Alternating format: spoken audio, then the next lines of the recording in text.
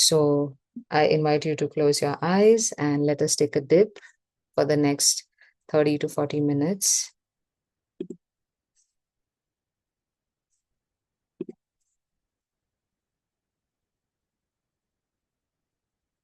We will do a mix of guided and silent meditation.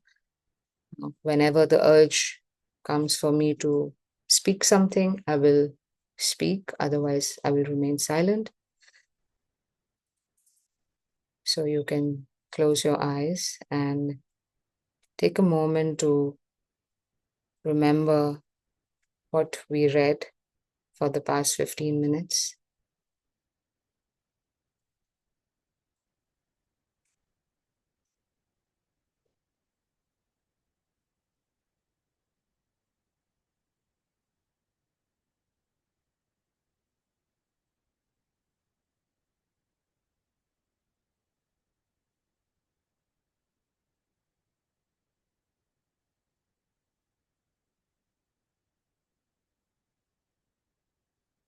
As we close our eyes in meditation, we remain just the witness, observing life, incidences, situations, thoughts, the comings and goings, the happenings, with a state of uninvolvement, like the witness, simply watching, simply allowing the waves of the mind to arise and fall.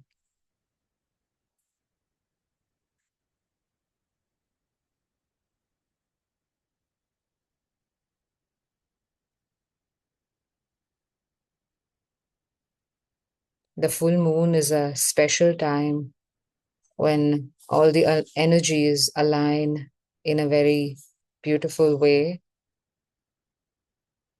Without going into details of astrology and what happens, just looking at the moon and the way it shines its peaceful white light on all of us, wherever we are, whether you're sitting on the top of a mountain, whether you're sitting inside your room, whether you're sitting in front of a computer, whether you're sitting in a war zone, whether you're sitting under the river, under the stars. Everybody can witness the moon at this moment. The white light of that oneness that remains shining in spite of the whole melodrama that goes around in this world. And meditation gives you the chance to be identified with that essence, that pure light, that source upon which this form has somehow reflected.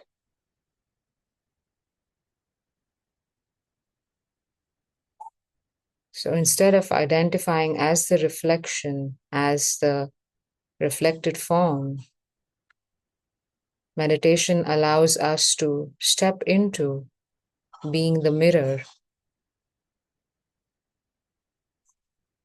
being that power that gives the mirror its sense of reflection, its power of reflection.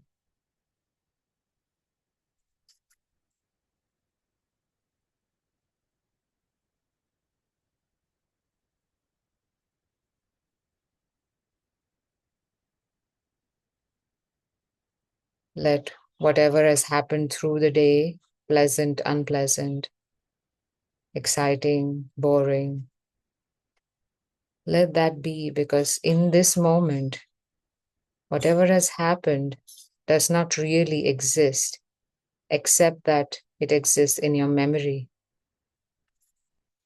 Except that because there is memory, there is the existence of time. But in this moment, There is no imagination of future, no imagination of the past, because you are not in time right now.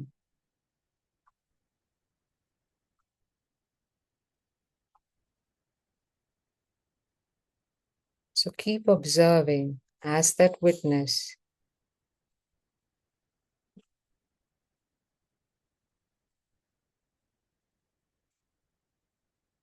without identifying in the rising and passing of events, of thoughts, of waves.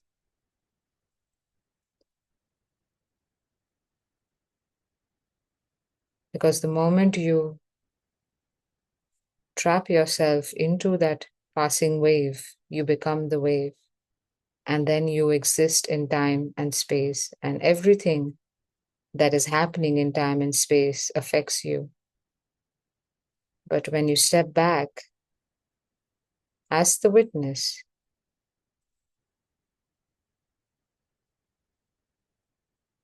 then you're simply living as the pure being, not in time and space, in limitless moment.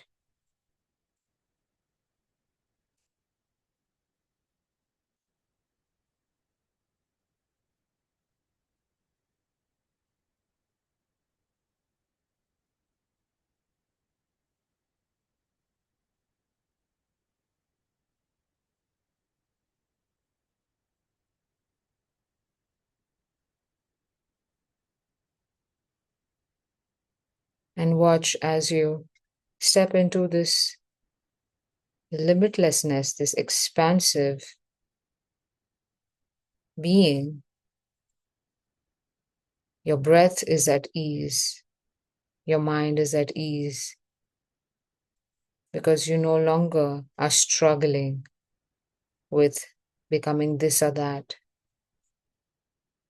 with having this situation to be perfect or not perfect, because you're not in the realm of imagination anymore.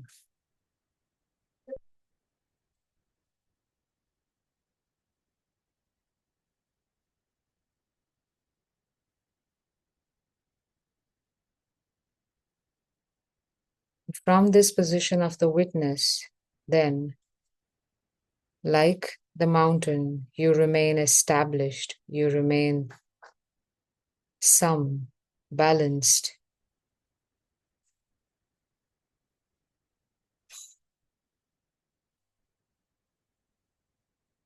in the state of blessedness. And from there arises a natural, harmonious love, not the love that demands something or has to give something, but the love that has come from a space of fulfillment. When the cup is full, there is no need to receive. There is an automatic receiving and giving that's happening because it is not coming from the sense of deficiency. So, from this fulfilled, whole, complete, full moon state, there arises compassion, love, like the earth, the need to serve, help anybody who needs help.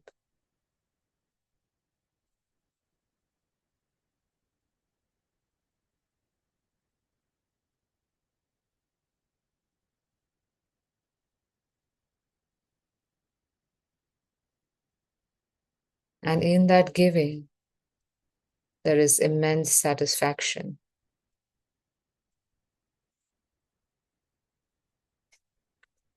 Because when you're giving with this vision, with this knowing, you're not giving to anybody else, you're giving it to your own self from that vision of oneness.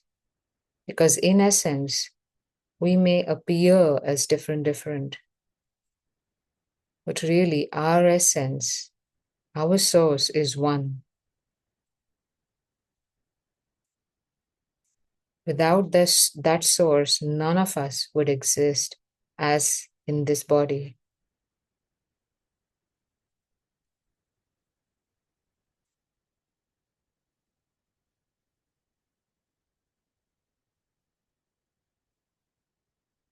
And you can only know this when the mind stops perceiving from the senses and steps into the field of the knower, the self, the guru, the higher power, the source, whatever you want to name it.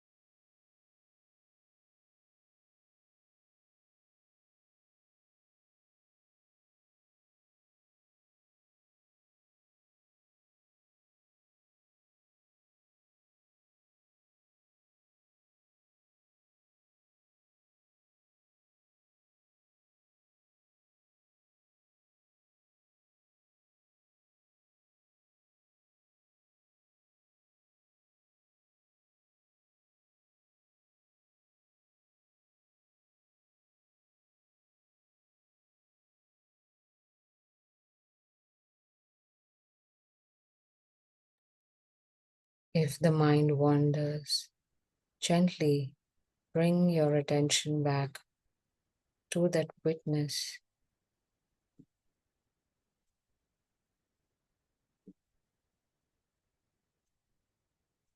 Without judging, without seeking perfection, without distracting your relaxed breath. Let the mind waver. Let the thoughts appear and disappear, and gently step back into the witness.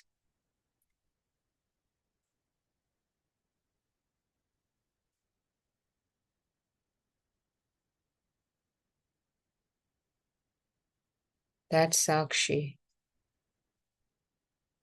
And this Sakshi is not just the one witnessing the mind. There is no two saying, I am this person, I am witnessing the mind, and then there is the one witnessing, but rather there is only the witness.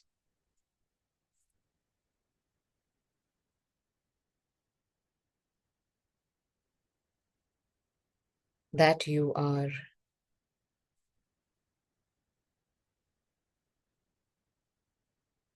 In meditation, if you sit as the mind, if you sit as that identified body being, there is no freedom, there is no expansion. And that is why sadhana, satsang, reading scriptures is needed to purify, observe, study the mind so that you can free yourself from that identification, from that imagined identity, and step into the witness. Step as the witness.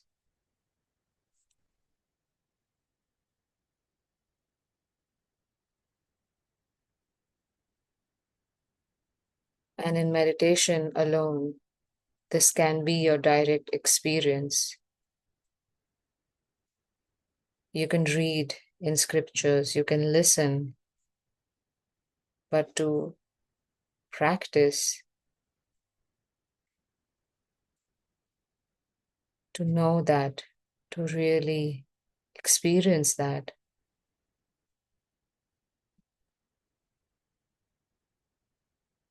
and to remain free, it has to be your direct experience.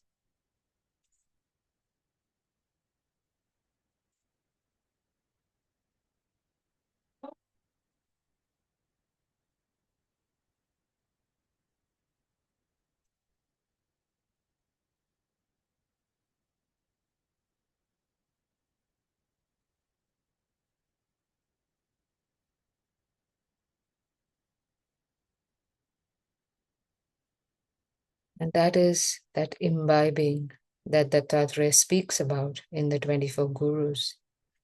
He was so perceptive, so sharp in his observation, so alert, that he could immediately imbibe those qualities, and that made him special. That is why he had 24 gurus.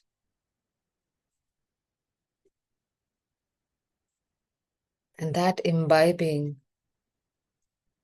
comes from a regularity in practice.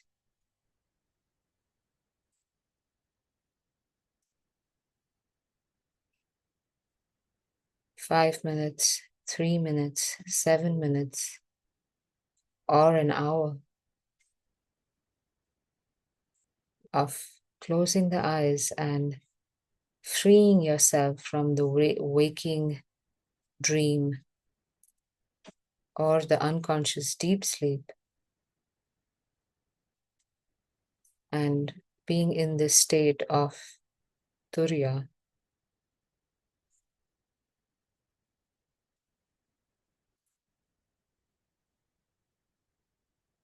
and remaining alert. Meditation is not a dull space, it is not an escape, it is not even an impotent space of doing nothing. There is an alertness,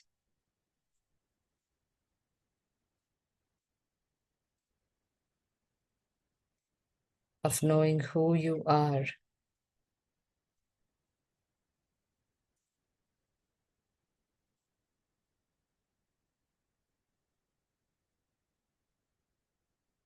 And for that, as you close your eyes, you're consciously emptying yourself from all the impressions that the mind takes upon itself.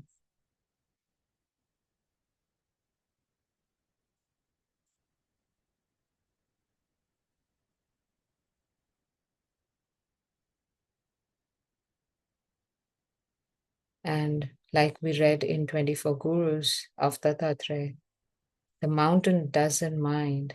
Doesn't mind means the mountain does not become the mind.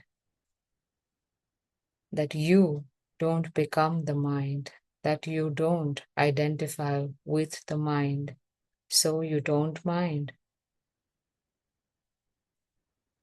Let the mind be and know who you are.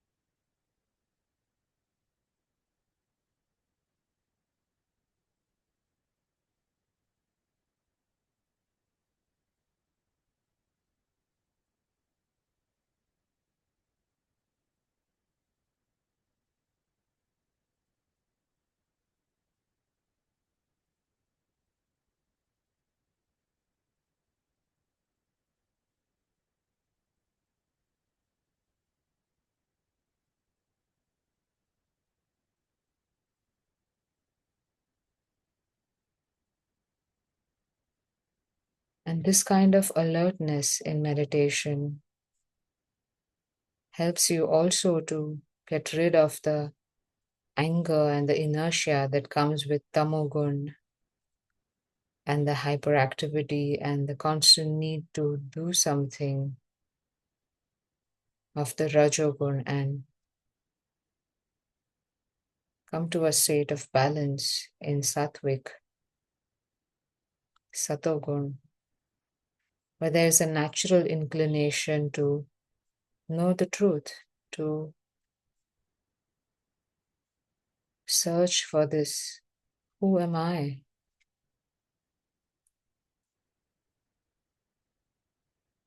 That will lead you to become nirgun, free from the influence of all the three gunas.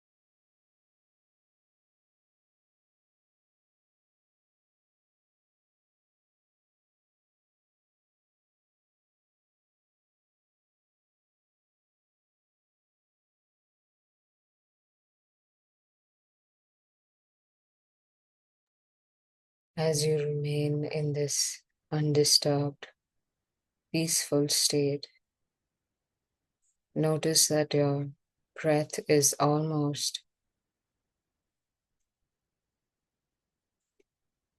imperceptible. No big inhales, no big exhales. It's very light. And that is an indication that your nervous system is completely relaxed.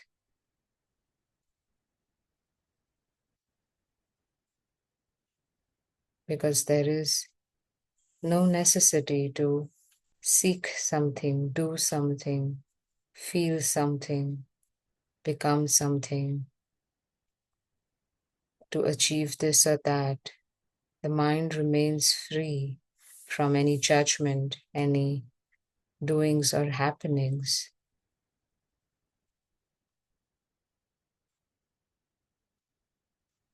And that is that state of non-doer, of the one who is free from action, from the effects of action.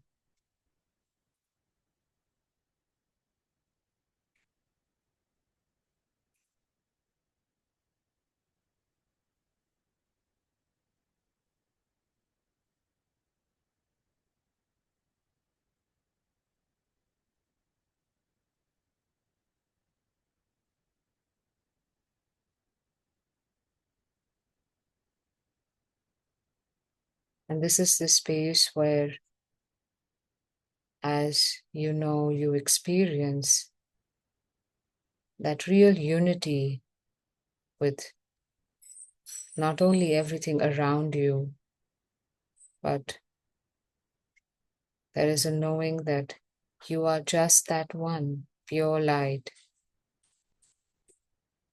like the different colors of holy, which may appear separate, but they all originate from that pure light, which you see in that full moon, that you are.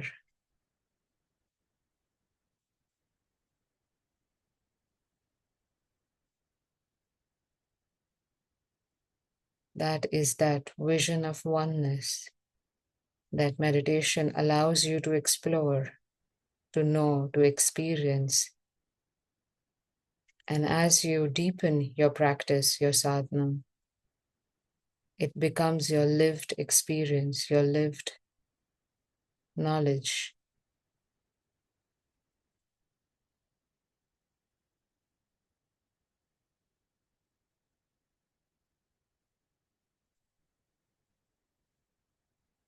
But this does not happen overnight. It is a slow, gentle process of unlearning, unburdening of all the conditions that we've been living for incarnations, to burn that seed of karma.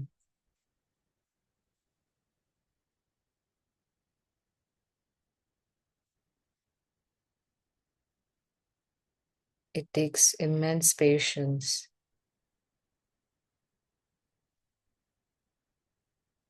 and trust in your own wisdom and a deep surrender, a detachment to whatever it is that seems important to the mind.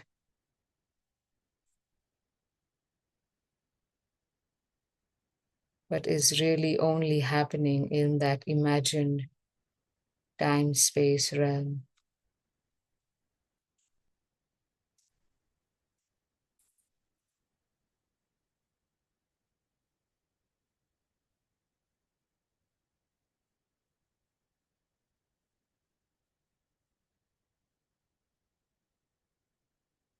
And as you surrender to Guru, to that higher power, to that source,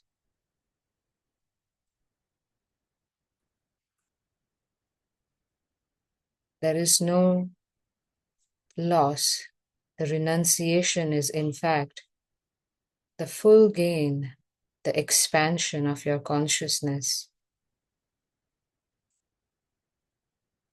to empowering, to imbibing that knowledge that Dattatreya was talking about through his observations.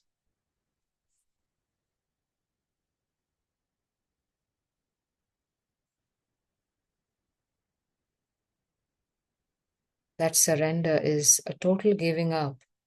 There is no middle. I'll keep a little bit of this and I'll keep a little bit of that. There is no one bird in the hand and one in the bush, because they both do not exist. You do not exist as this identified ego, mind, body. That will perish. That will definitely change.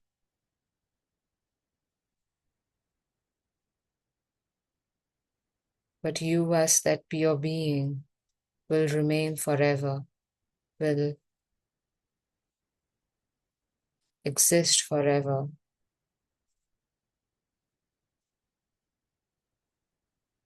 And that is that known experience that comes through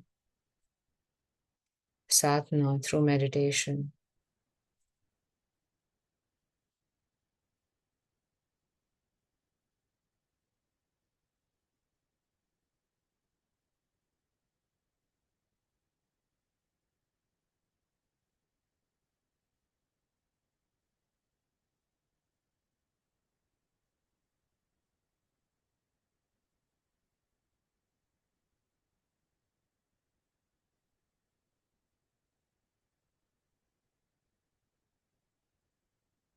So I invite you to take your own time.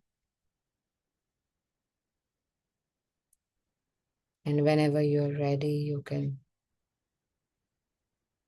slowly rub your palms, bring them over your eyes and face.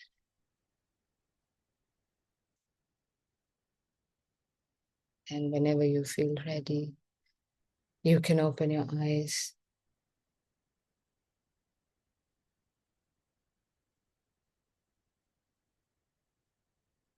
and gently come back.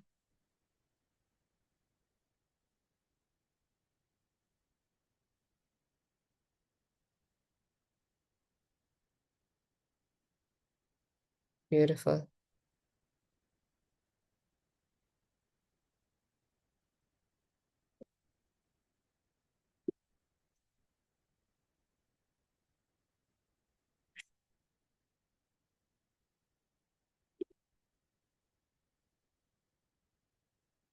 Thank you, Manisha.